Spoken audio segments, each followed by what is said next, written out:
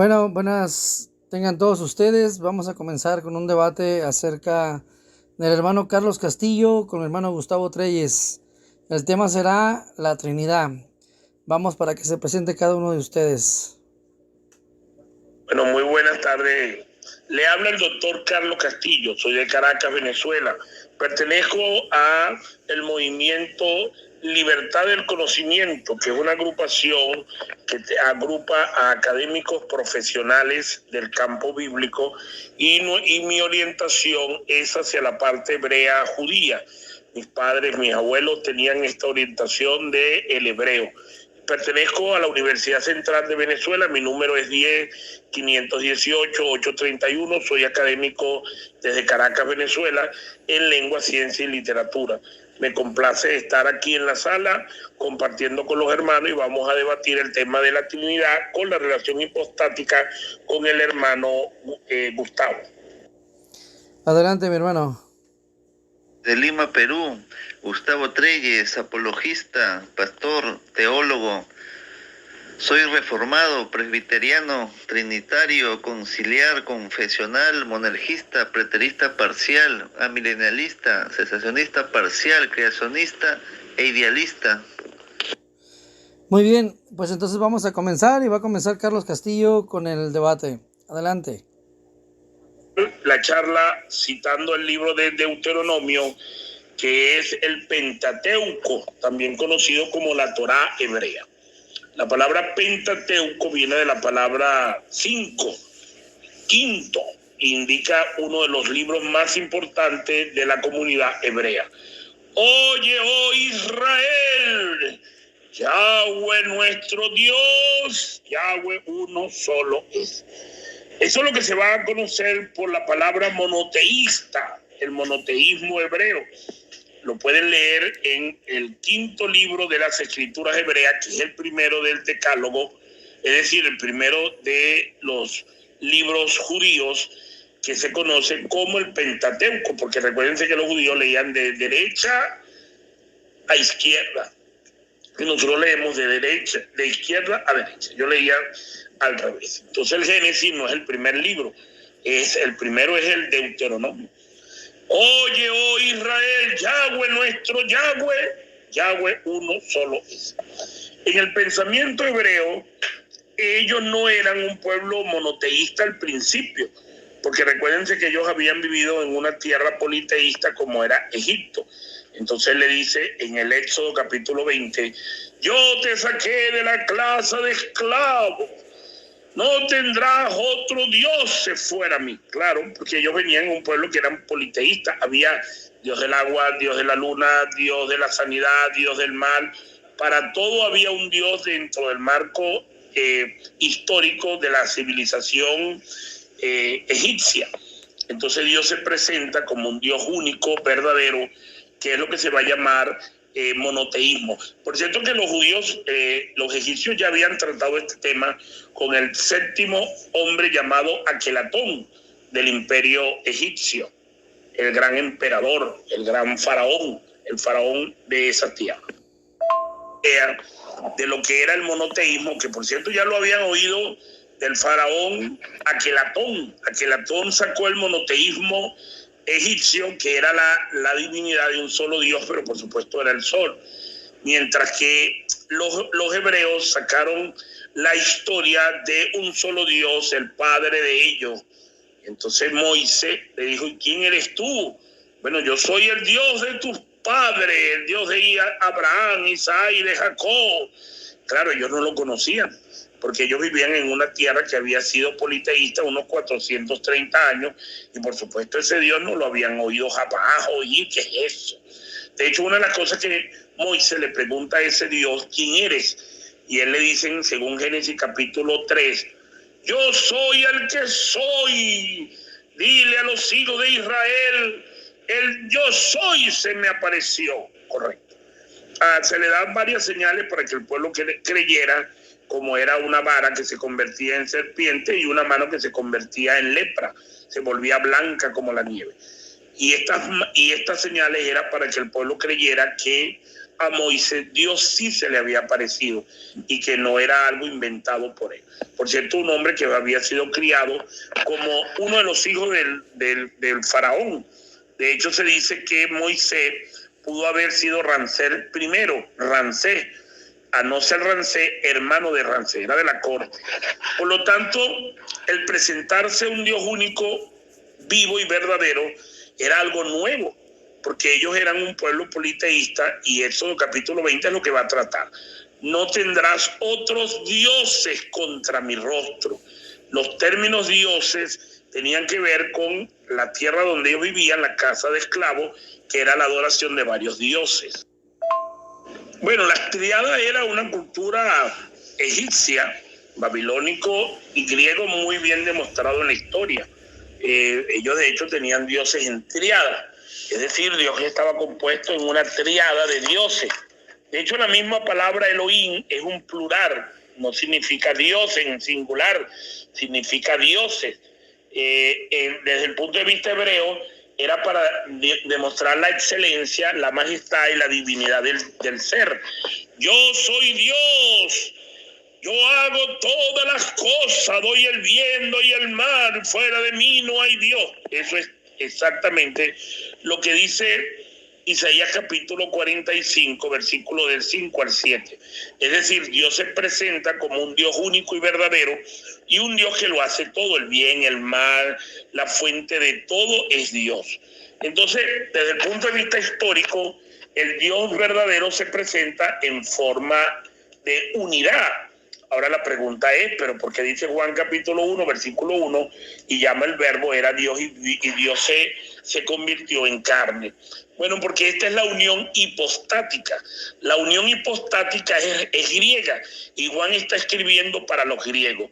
Los griegos sí podían entender la unión hipostática, que era Dios y las distintas divinidades o naturaleza de Dios. Dios podía tener naturaleza humana y la naturaleza divina. Por eso en el Nuevo Testamento, escrito para los griegos, se compone de triadas de dioses y de divinidades. Evidentemente, están hablando de la unión hipostática, una creencia que es 100% griega. Eso es filosofía griega. El verbo estaba con Dios y el verbo era Dios. Sí, pero ¿quién lo está diciendo? Juan. ¿Dónde lo escribió? En Turquía. ¿Para qué año? Para el año 100. ¿Y en qué idioma lo escribe? En griego. Me están diciendo que tengo un minuto y ya voy a terminar entonces. Ustedes pueden ver en la Enciclopedia Británica, tomo 2, página 1234, donde se habla de la relación hipostática en el asunto de Dios. Los griegos eran los que tenían la creencia que Dios estaba dividido según el parámetro de la divinidad. Podía tener tanto la sustancia de hombre como la sustancia hombre como Dios. Zeus, Hermes y la montaña del Olimpo ahí lo demuestran. Por cierto, Pablo en Hechos capítulo 17, cuando habló de estos, habló de que ellos tenían muchos dioses.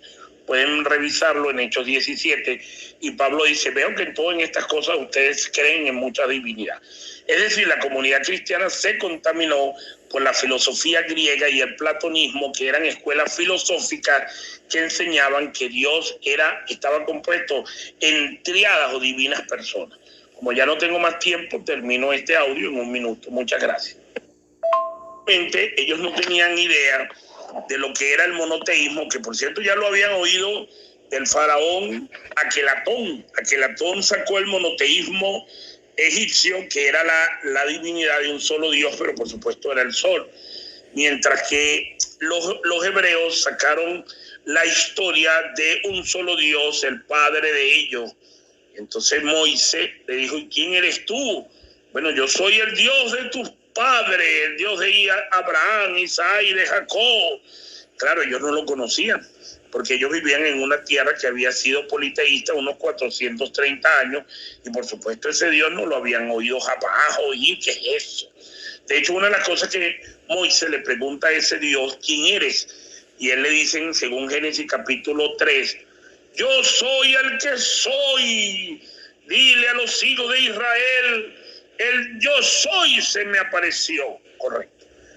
Se le dan varias señales para que el pueblo creyera como era una vara que se convertía en serpiente y una mano que se convertía en lepra, se volvía blanca como la nieve. Y estas señales eran para que el pueblo creyera que a Moisés Dios sí se le había aparecido y que no era algo inventado por él. Por cierto, un hombre que había sido criado como uno de los hijos del faraón. De hecho, se dice que Moisés pudo haber sido Ramsés primero, Ramsés, a no ser Ramsés, hermano de Ramsés, era de la corte. Por lo tanto, el presentarse un Dios único, vivo y verdadero, era algo nuevo, porque ellos eran un pueblo politeísta, y Éxodo capítulo 20 es lo que va a tratar. No tendrás otros dioses contra mi rostro. Los términos dioses tenían que ver con la tierra donde ellos vivían, la casa de esclavos, que era la adoración de varios dioses. Muy bien, pues así da por terminada la presentación de Carlos Castillo. Vamos a dar ahora al hermano Gustavo Treyes el pase. Adelante. La enseñanza de la Trinidad está a lo largo de la Biblia. Desde Génesis hasta Apocalipsis la podemos encontrar. Es muy clara, muy directa, porque se habla siempre de tres: del Padre, del Hijo y del Espíritu Santo. Y nunca dicen que estos tres son el mismo, que el Jesús o el Hijo es el mismo Padre, o que el Padre es el mismo Espíritu Santo, que el Espíritu Santo es el mismo Padre, o viceversa. La enseñanza es clara, porque la Escritura lo reafirma así. En Juan 14:16 lo dice bien claro: yo, el Hijo, rogaré al Padre. Ahí van dos personas, o dos, y para que le dé otro consolador, tres. Ahí son tres. Esto es la Trinidad. Bíblicamente siempre se va a hablar de tres, siempre se va a mencionar a los tres como Padre, el Hijo y el Espíritu Santo. Por ejemplo, en el bautizo de Jesús también se menciona que una voz vino a los cielos, que el Espíritu Santo tomó forma corporal como paloma, y que el que se bautizaba por Juan el Bautista era el Hijo. Entonces vemos a los tres ahí. En las cartas apostólicas también se menciona a los tres. Se menciona que el Padre resucitó al Hijo, se menciona que el Padre por medio del Espíritu Santo engendró al Hijo, que se hizo carne, el Verbo. Se menciona que el Padre resucitó al Hijo. O sea, tantos textos bíblicos que nos hablan claramente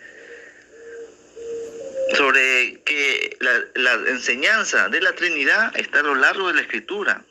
Ojo, oído, la enseñanza está a lo largo de la Escritura, no hay duda de eso. A la parte de la parte bíblica, de la enseñanza de la doctrina de los apóstoles, paso a la enseñanza histórica.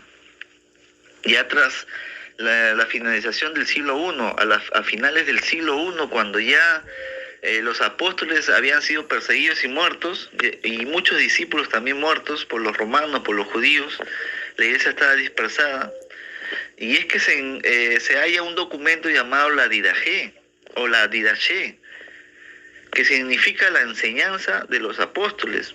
Este es un documento extracanónico, o sea, no es parte de la Biblia, pero es un documento que nos enseña cómo se organizaba la iglesia tras la era apostólica, a finales del siglo I, principio del siglo II.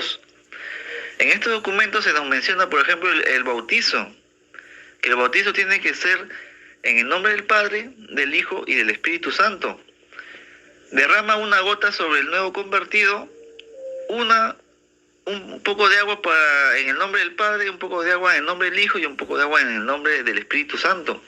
Esto es lo que menciona este documento de la iglesia en los primeros, los comienzos, finales del siglo I y principios del siglo II. Entonces tenemos documentos históricos que nos hablan de una enseñanza del Padre, del Hijo y del Espíritu Santo. No es algo que se les ocurrió a alguien, sino que es algo que viene ya desde la iglesia, desde la Biblia hacia algo histórico. Entonces, si queremos probar y si queremos reafirmar con documentos, aquí hay un documento, la Didaché. investiguen y van a encontrar todo esto en la Escritura. Varios apologetas, uno de ellos fue Tertuliano. Tertuliano fue el primero en mencionar la palabra latina trinitas, que traducido al español es Trinidad. ¿Qué nos enseña esta palabra? Pues que es una palabra que agrupa una enseñanza que se da en la Escritura. Pero ¿por qué a Tertuliano, este teólogo del siglo II, le puso este nombre a la enseñanza que está en la Biblia? Lo hizo por causa de la herejía y la apostasía que se estaba dando en esa época. Los ebionitas que solo creían en el Padre, los gnósticos que no creían que el Hijo sea Dios, sino que solamente era un humano iluminado, y los arrianos también, que negaban la divinidad del Hijo, que era un Dios menor, entre otros grupos más sectarios, ¿no? Apóstatas y herejes, que enseñaban cosas contrarias a la Escritura. Es por eso que uno de estos apologistas le pone la palabra Trinidad a la enseñanza bíblica para hacer defensa, para presentar, hacer apologética sobre la Escritura. Esto es el desarrollo de la doctrina. La doctrina se va desarrollando en el tiempo. Por eso pasa de ser en el tiempo apostólico, pasa a pasar ya al tiempo de la apologética, en los comienzos de la iglesia. Pero Tertuliano no era católico romano, no era parte del Vaticano. Ese es un gran error. Tertuliano era católico. Pero católico, ¿por qué? Porque la palabra católico es universal y la Escritura es universal. Dios da su evangelio, es universal. Es por eso, no es porque sea del Vaticano, del Papa, no tiene nada que ver eso. Enseñanza conciliar de la iglesia. Ya hablamos un poco de lo que es la base bíblica, a la base histórica, y ahora pasamos a la base de los concilios. Estos concilios, como la misma palabra indica, son para debatir y para conciliar la doctrina de manera uniforme, para que no haya dudas, para que no haya confusiones, y sea declarada oficial por la iglesia una enseñanza, y se dogmatice para que no sea adulterada, no sea atacada, no sea utilizada o manipulada para fines conspiranoicos o diversos fines que se le puedan atribuir grupos sectarios, grupos herejes. Entonces, por causa de esto es que se hacen los concilios. Uno de esos primeros concilios fue el concilio de Nicea. El concilio de Nicea fue para reafirmar y confirmar la consustancialidad del Hijo con el Padre, de que el Hijo es de la misma naturaleza, de la misma sustancia que el Padre, que el Hijo no es inferior como un Dios menor, como decían los arrianos, o que el Hijo es un simple hombre, como lo decían otros, o que el Hijo no vino en carne, como decían los gnósticos, sino que el Hijo es consustancial con el Padre, tiene los mismos atributos que el Padre, es de la misma naturaleza, por lo tanto es Dios. Para eso se hizo el concilio de Nicea. Esto se confirmó en el concilio de Constantinopla, el primer concilio donde ya se incluye, como dije, el desarrollo de la doctrina, se incluye al Espíritu Santo, declarándose a Dios. La enseñanza de la Trinidad, pero ya ahora en las confesiones. Esto sería ya confesional. Por ejemplo, tras la Reforma Protestante, en el siglo XVI, los diversos sínodos y las diversas confesiones de fe se trataron de este tema para reafirmar una de las doctrinas base de la Iglesia, que es la Trinidad. Aquí no pueden haber posturas, no pueden haber que yo opino así, yo opino de esta forma, como sí se puede hacer en escatología, como sí se puede hacer tal vez en la soteriología, que hay diversas posturas, ¿no? Del arrebatamiento, o también posturas en el diezmo, en las lenguas, ¿no? Hay posturas, los cesacionistas, los continuistas, ¿no? Ahí puede haber posturas, pero en cuanto a lo que es la doctrina base de la iglesia, no puede haber una postura, porque es un dogma de fe, es una enseñanza de la iglesia, como les dije, histórica, bíblica, histórica, conciliar y ahora confesional, como las confesiones reformadas que ratificaron que la Trinidad es una enseñanza correcta, una enseñanza bíblica, una enseñanza que concuerda totalmente con la Escritura, y que la palabra es para agrupar una enseñanza que está a lo largo de la Escritura. Entonces, no puede haber dudas de que la Trinidad es la base, una de las bases del cristianismo, que si es atacada, entonces quiere decir que estos que atacan son los enemigos de la iglesia. No puede haber postura, son enemigos de la iglesia, todos esos que atacan la Trinidad. Es por eso que se hicieron estos concilios. Un poco sobre Daniel, ¿no? Ya hablé sobre la historia, hablé un poco de Biblia, ahora quiero hablar un poco sobre la teología. El libro de Daniel habla bien claro sobre el Hijo del Hombre. ¿Cuándo se cumple el libro de Daniel? Pues se cumple en la venida de Jesucristo, que nace como el Hijo del Hombre. Dice que le fue dado potestad, dominio, gloria y reino, para que todos los pueblos, naciones y lenguas le sirvieran. Su dominio es dominio eterno, que nunca pasará, y que su reino es uno, que no será destruido. Es evidente que el Hijo del Hombre también es Dios, porque Dios no comparte su gloria con nadie. Y si Dios no comparte su gloria con nadie, ¿cómo es que el Hijo del Hombre le fue dado dominio, gloria y reino? Entonces, es clarísimo. El Hijo de Dios es Dios. No puede ser inferior, no puede ser menos, no puede ser un simple hombre o instrumento que usó el Padre. Vemos claramente que acá Daniel lo revela. Y esto se cumple cuando Jesús dice, ¿no? Y me verán venir, le dice al Caifás, le dice, me verás venir en las nubes con poder y gran gloria. Es claro entonces que Jesús es Dios, pues tiene dos naturalezas, es hombre y es Dios. Muy bien, pues así damos por terminada el tiempo del hermano Gustavo Treyes. Ahora vamos al tiempo de la refutación, que lo va a comenzar el hermano. Adelante. Versículo 16. Allí dice, ¿qué dice el señor Gustavo? Yo rogaré al Padre. Ahí está Dios mismo rogando. Mire, señor Gustavo, qué cosa que usted no sabe lo que es el término rogar. Yo me quedo sorprendido que usted dice que sea un estudioso y usted no sabe qué significa la palabra rogar. Rogar viene de suplicar, implorar, humillarse. Yo quiero que usted me cite un solo texto donde Dios ruega. Dios no ruega. No existe la palabra rogar. Ruega por nosotros, no.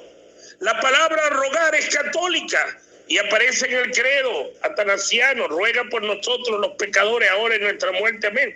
Usted es muy católico, señor Gustavo. Usted puede ser católico, usted evangélico no es. Porque usted se va a los concilios, cita padres de la iglesia. Usted evangélico no es, usted es católico. En el primer audio, en el minuto 0:24, usted me cita: Jesús rogó al Padre, es igual a Dios. Mire, señor Gustavo, búsquese un diccionario que es rogar. Dios no ruega, señor Gustavo. ¿Cómo Dios se va a humillar rogando? El texto de Juan 14:16, ahí no va. Elimine eso de su cabeza, señor Gustavo. Dios no ruega. No existe la palabra rogar para Dios. Dios, el Dios Todopoderoso, no tiene que rogar a nadie, porque Dios es Dios.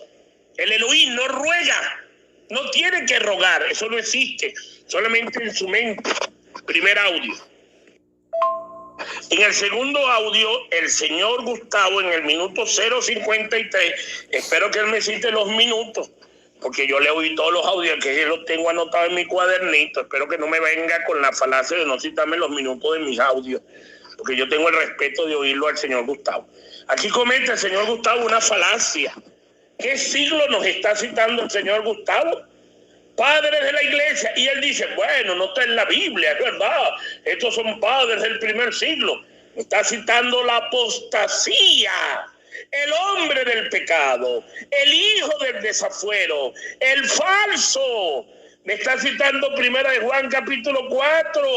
No crean toda expresión inspirada porque muchos espíritus engañadores han salido al mundo. Él me está citando la iglesia católica romana, la pluma mentirosa.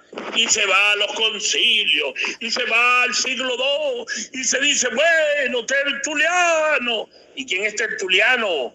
Aprende, Gustavo, padres de la iglesia. Estás hablando de la iglesia de la apostasía, el hijo de la perdición, el hombre que siembra la mala semilla y la cizaña. Y esa es la referencia que tú me vas a dar a mí de una doctrina. En tu segundo audio tú te caes, pero tú solito, mira, te golpeaste duro y no fue conmigo. Porque tú me cites en el segundo y el tercer audio a los padres de la iglesia, te citas a Tertuliano, y estos hombres que yo sepa son hijos de la perdición, porque se habían separado del camino puro del cristianismo, y esos son los referentes tuyos, concilios, padres de la iglesia, todos católicos, porque esa es tu doctrina, tú eres católico, la pluma mentirosa te engañó, y tú me estás citando a los padres de la iglesia. Pluma mentirosa, chico, es lo que tú citas. Dios, él me va con Tertuliano. Imagínense el error histórico que él me va a decir y me va a citar a los gnósticos y los arrianos. No, hermano, cuando está Tertuliano no están los arrianos. Los arrianos salen en el siglo III y Tertuliano es el siglo II. Por cierto, que Tertuliano no creía en la Trinidad. No habló de la Trinidad. Él creía en la dualidad, la unión hipostática. Dios en dos naturalezas, que por cierto ya te demostré que eso es griego. ¿Cómo tú me vas a venir a citar a la patrística, que no es tuya, que no te pertenece, como una acción de referencia en una sala de debate? La patrística, Gustavo, es de la Iglesia Católica. Deja de citar documentos que no te pertenecen. Eso es plagio, chico. Sé honesto una vez en tu vida. Cita documentos que estén validados, no hijo de perdición. Tú estás citando la patrística y eso no es tuyo, porque tu audio de presentación, tú no te presentas como católico. Si tú no eres católico, no tienes autoridad en esta sala. No tienes autoridad para citarme las patrísticas, porque eso no te pertenece a ti. Ahora, si tú dices, yo soy católico, yo te acepto la patrística, porque eso es parte de tu fe. Pero deja el aguaje, deja la mentira, falso, de citar la patrística que no es tuya. Los padres de la iglesia no es tuyo. Eso es una mentira tuya. Tú estás citando algo que no te corresponde. Las patrísticas me lo citaste en el segundo y tercer audio. Falso. Eso es católico, hijo de perdición, hijo de la destrucción, hijo del desafuero, hombre de perdición es lo que tú me estás citando. Y tú tienes el descaro de decir, bueno, eso no está en la Biblia, pero son los padres de la iglesia. Por Dios. Parar aquí en este tercer y cuarto audio que estoy sorprendido. Gustavo nos cita las patrísticas dentro del marco para probar sus ideologías. Eso demuestra que no estaba en la Biblia. Las patrísticas y todo lo que él nos citó es de la Iglesia Católica. Y él en el audio primero dijo, yo soy evangélico. Yo me cito a la iglesia evangélica, que por cierto en el sexto audio comete un error y decir, bueno, porque nosotros que salimos en la reforma, hijo, entre los padres de la iglesia y la reforma protestante hay 1300 años. La reforma no se hace sino hasta el año de 1512. Y lo van a expulsar a Martín Lutero en 1517 con la tesis, y lo van a expulsar 4 años después, en el año de 1521. La reforma protestante no la puedes tomar hasta el año de 1517, hijo. Olvídate que tú estabas en esa época. Olvídate. Pero como tú eres católico, tú me vas a citar las patrísticas y en el audio número 6 me vas a decir, bueno, nosotros en la Reforma creíamos en la Trinidad. Claro, porque Martín Lutero se llevó de la Iglesia Católica doctrina falsa. Martín Lutero, por ejemplo, creía en la Eucaristía. Martín Lutero creía en la virginidad de María. Eso no quiere decir que sean enseñanzas correctas. Quiere decir que eran pajaritos ideológicos que tenían estos hombres en la cabeza. Ellos no se habían reformado completo. La reforma protestante va a necesitar más de 500 años para aclarar las ideas, pero es católica en el fondo, porque Martín Lutero no se salió de la iglesia. Lo expulsaron el 31 de octubre de 1521, 4 años después. Después de hacer esta ensalada de la patrística, del hombre del desafuero, el hombre del engaño, y me va a decir, bueno, voy a terminar con Daniel. Vámonos a Daniel, capítulo 7, 13 y 14. No, esa es cultura hebrea. Y ahí de hecho aparece el libro, la palabra hijo del hombre. Hijo del hombre. Señor Gustavo quiere decir hijo de la tierra. Viene de la palabra Ad-Hadán, el hijo de la tierra. El hijo del suelo, como decir el hijo del carpintero. Como cuando usted le pregunta, pues no había apellido. Y Gustavo, que viene del Perú, ¿quién es? Es el hijo del carpintero. Ese hombre es de allá, el que siembra. Ese es el hijo de Pedro, el chico, el que es el carpintero, el que está allá en la montañita. Eso era una referencia. Daniel está hablando del Hijo del Hombre como referencia histórica, como el Hijo de la humanidad. Ahí nos está diciendo que que es el Dios Todopoderoso, porque los judíos no entendían la relación hipostática, no existía. Eso es historia griega. Usted lo que hizo una mezcloranza, y la mezcla que usted hace tiene que usar los concilios y las patrísticas católicas, porque usted es católico. Usted no ha dejado la Babilonia chiquita, usted se salió de la grande, pero viene a esta sala a enseñarnos doctrina católica. ¡Qué desvergonzado, señor Gustavo! Deje el engaño y la falsedad. Elimine esa Babilonia que tiene usted en la cabeza. Saque sus pajaritos, saque su falsa doctrina, porque usted lo que tiene es doctrina católica metida en la cabeza. Con esto termino, porque aquí cumplo los 10 minutos. Muchas gracias. Gracias, bendito Dios. Bueno, viene la hora de la refutación del hermano Gustavo Treyes hacia el hermano, al hermano Carlos Castillo. Adelante, Gustavo. No preguntar que le diga o que yo le responda dónde dice Trinidad en el Antiguo Testamento. Es una pregunta mal hecha, mal formulada. Y no sé, es académico, dice, pero bueno, ¿no? No será cierto, me parece. Porque la palabra Trinidad es una palabra latina, no es una palabra hebrea para que aparezca en el hebreo. Es ilógico la pregunta. Y cuando se cita a el Shema de Deuteronomio 6:4, dice, oye Israel, y tienes que darte cuenta y aprender acá. En el hebreo, Ejad dice, significa unidad. No significa otra cosa. No significa unidad compuesta tampoco, eso es algo falaz. Significa unidad. Ejad significa unidad. La palabra hebrea Ejad significa uno, significa unidad. Porque hay 3 palabras para definir uno. Aleph, Yahid y Ejad. Acá en el hebreo, Ejad de 6:4 que citó acá el compañero, lo hace muy mal. ¿Por qué? Porque él piensa que ahí solamente habla del Padre. Cuando bien claro el texto dice, Dios es uno. Dice Dios, dice amigo, aprende a leer.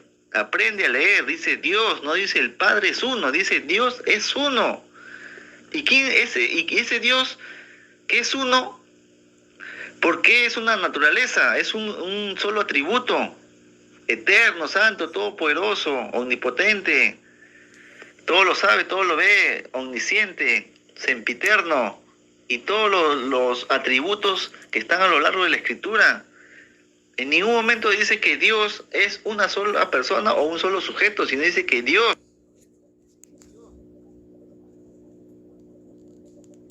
Miren nuevamente la misma falacia temporal de ponerse a hablar de los hebreos cuando la doctrina no estaba desarrollada, pero el hebreo o los hebreos que tenían la revelación parcial de la Escritura, pues sabemos que es una sombra de lo que iba a venir. Ahí no está la revelación completa sobre la deidad, sobre quién es Dios. ¿O acaso cuando Dios se muestra a Moisés, se muestra a Abraham, que le está enseñando cuál es su naturaleza, que son el Padre, el Hijo y el Espíritu Santo? ¿Acaso le está hablando de eso? Le está revelando cuántos sujetos hay en la deidad, cuántos sujetos hay en la divinidad. No le está revelando eso.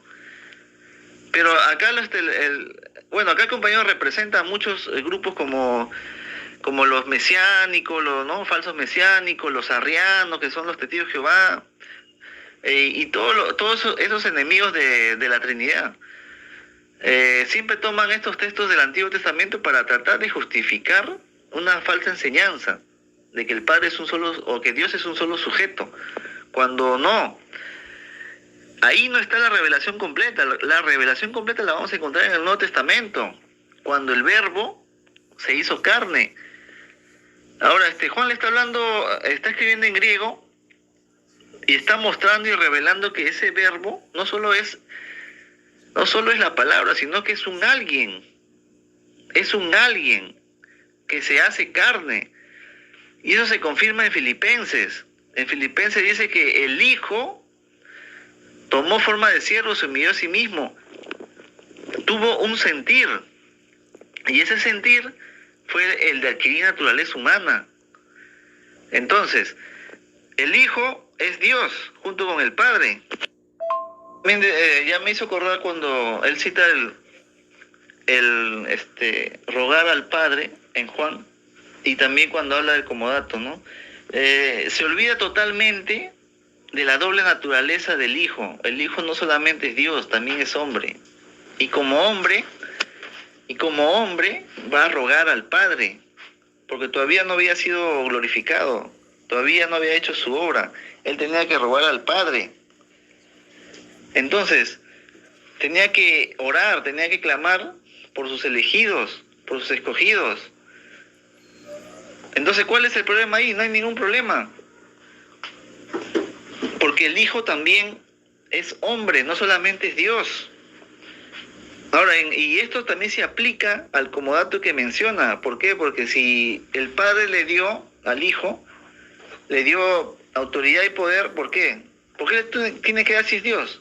¿Por qué? Porque el Hijo también es hombre. Nuevamente lo mismo, unión hipostática, dos naturalezas. Si el Hijo fuera solamente Dios enteramente y no tuviera naturaleza humana, entonces el Padre no tendría que darle nada, no tendría que darle potestad, ni dominio, ni gloria, ni nada, porque sería solamente Dios. Pero como también es hombre, le tiene que dar autoridad, le tiene que delegar, tiene que ungir, como dicen en Hechos. En Hechos dice cómo el Padre ungió con el Espíritu Santo. Y es así, de esa manera, como el Padre y el Espíritu Santo moran en el Hijo, por medio de esa unción, por medio de la naturaleza humana. Es que mora el Padre y el Hijo. Entonces ahí también queda refutado. ¿Por qué? Porque la doble naturaleza es porque Jesús como hombre no sabía el día y la hora, pero como Dios sí lo sabía. Entonces hay que ser bien claro con esto. Doble naturaleza. En este audio, cuando él cita el encuentro que tuvo Jesús con el joven rico, y el rico le dice, no, Señor bueno o Maestro bueno, y Jesús le dice, ¿por qué me llamas bueno si no solamente Dios? Esto es una confusión para él y para otros, porque se supone que Jesús es Dios. ¿Cómo va a decir que solo Dios es bueno?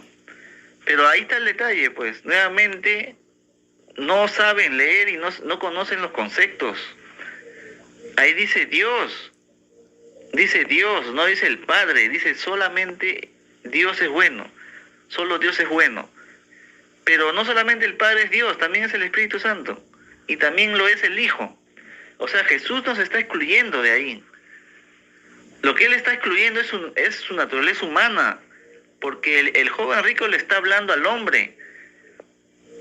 No le está hablando a la divinidad, le está hablando al hombre primero. Pero este hombre que es Jesús tiene una divinidad, tiene otra naturaleza. Obviamente que el joven rico todavía no lo había entendido.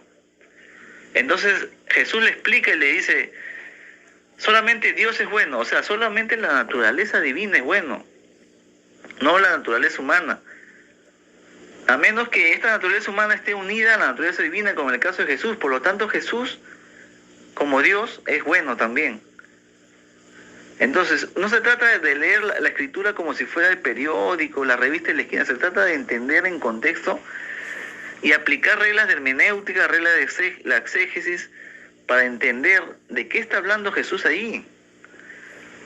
Entonces, Jesús es Dios y también es bueno, como ya lo expliqué. En la escritura hay figuras retóricas, figuras literarias como la metáfora, el símil, el antropomorfismo, el antropopatismo.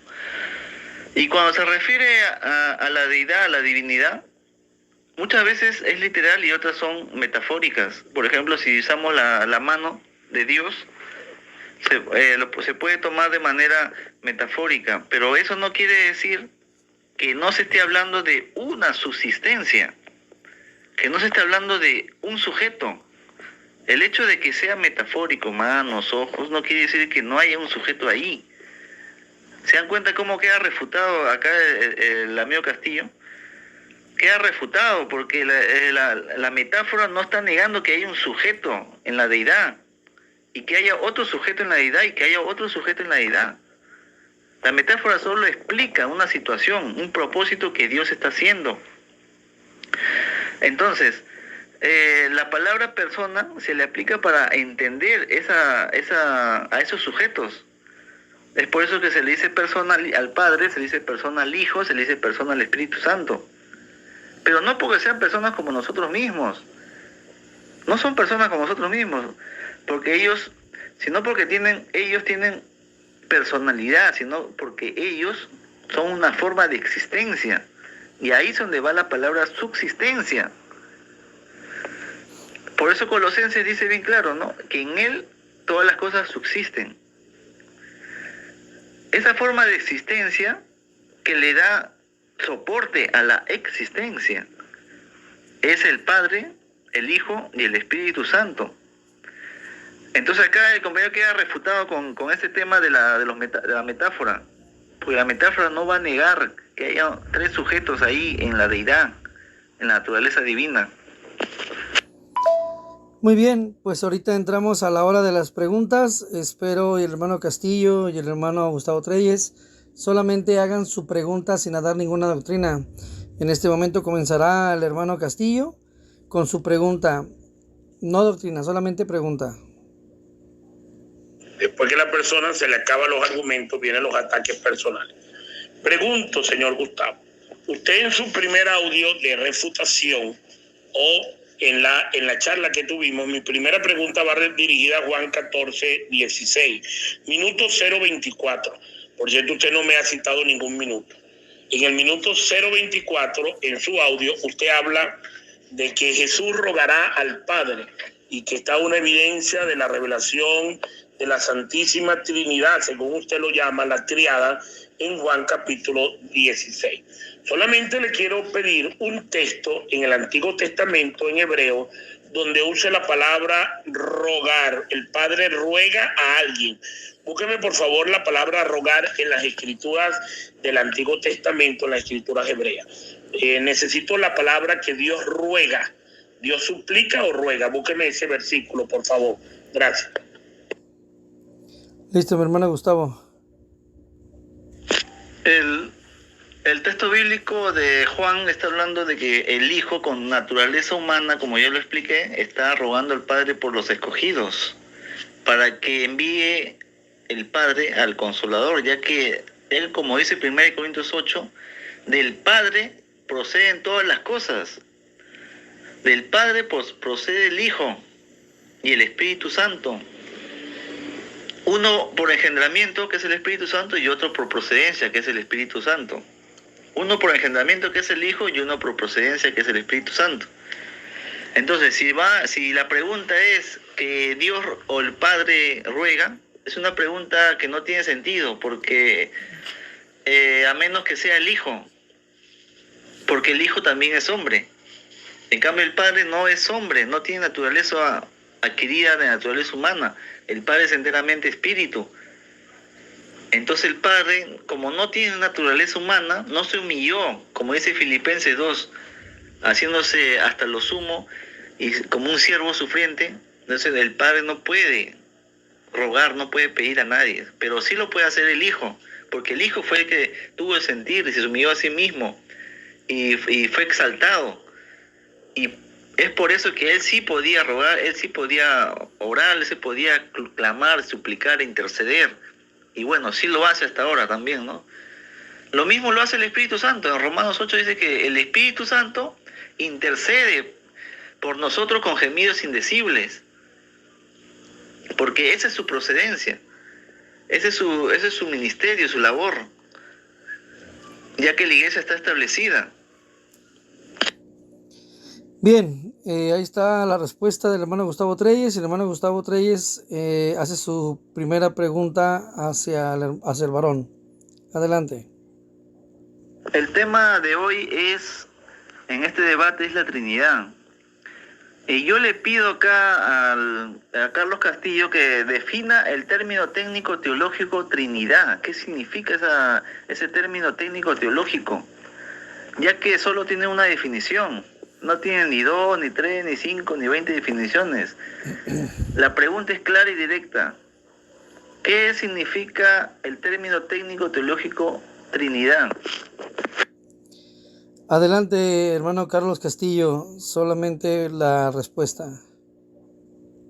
La Trinidad es el concepto de la denominación católica en el 325, que Dios es Padre, Dios es Espíritu, hasta allí. La Trinidad no es un concepto desarrollado en el 325 porque no se habló de el Espíritu o la neuma, se habló de Padre, Hijo y Sabiduría. Vamos a necesitar el 382 concilio de Constantinopla para hablar de la neuma o Espíritu Santi. La doctrina define a Dios en tres divinas personas, cosa que yo no acepto porque Dios no es persona. Primero, es un espíritu, una neuma. Al no ser espíritu y una neuma, no es persona. Por cierto, usted no me respondió el texto en hebreo.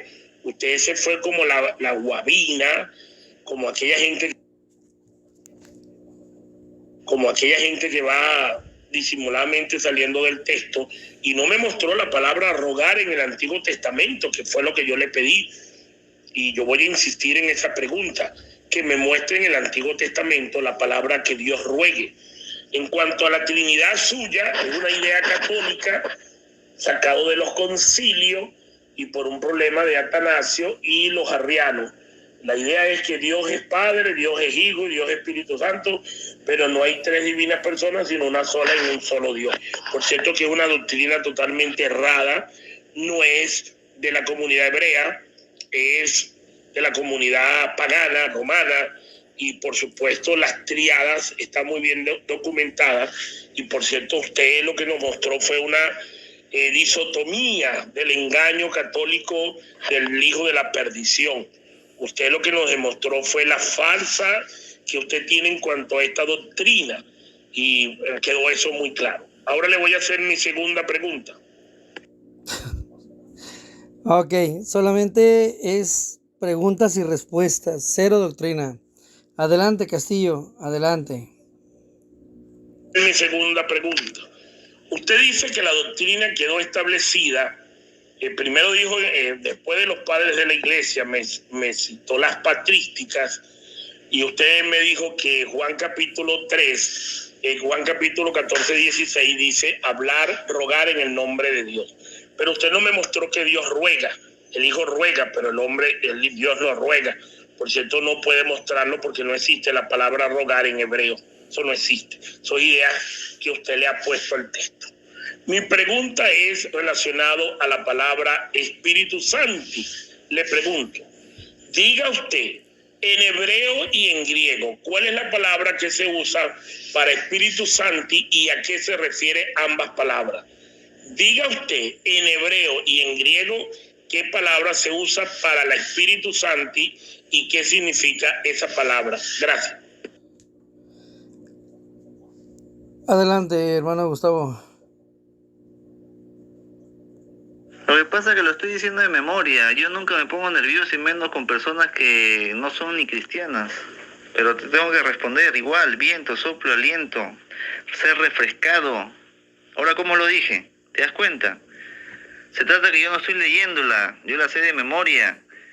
Y no has escuchado atentamente. Yo dije bien claro: la traducción al latín y al español no pasa por viento, aliento, soplo, corriente de aire, sino pasa porque el Espíritu Santo, el Padre y el Hijo tienen una forma de existencia, una distinta de la otra, pero los tres tienen una sola naturaleza, un solo atributo.